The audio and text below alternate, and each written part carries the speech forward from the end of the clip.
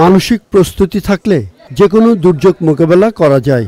তাই দুর্যোগ মোকাবেলার পূর্ব প্রস্তুতি হলো নিয়মিত মানসিক প্রস্তুতি।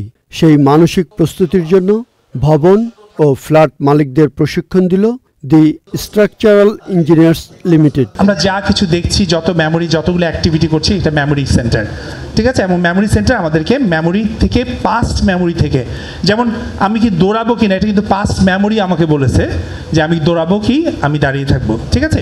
সো তার কাজ হচ্ছে মেমোরি সেন্টারের, এই কাজ হচ্ছে মেমোরি সেন্টারের কাজ। সে মেমোরিগুলোকে রাখে এবং প্রয়োজন মতো আমাদেরকে দেয়।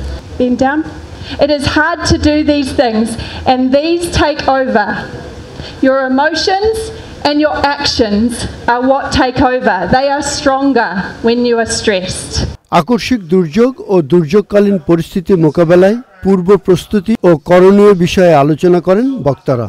ভূমিকম্প, আগুন বা অন্য কোনো দুর্যোগের সময় ধৈর্য ধরে সিদ্ধান্ত নেওয়ার পরামর্শ দেন তারা।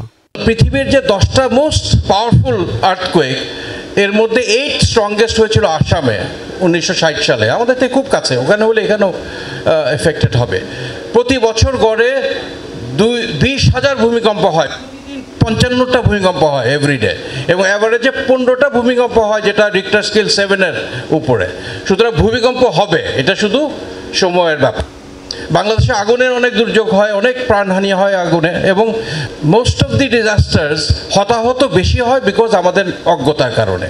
আমরা জানি না এই দুর্যোগে আমাদের কি করতে হবে, কি করণীয়। From structural point of view আমি আত্মবিশ্বাসের সাথে বলতে পারি, একটা ভূমিকম্প রোধক যত ব্যবস্থা দেওয়ার একটা বিল্ডিংয়ে আমরা উই ডু 100%।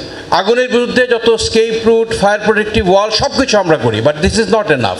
যারা আমরা বাস করি এই বিল্ডিংয়ে, আমাদেরকে জানতে হবে যে একটা আগুন ধরলে বা একটা ভূমিকম্প হলে আমাদের কি করতে হবে।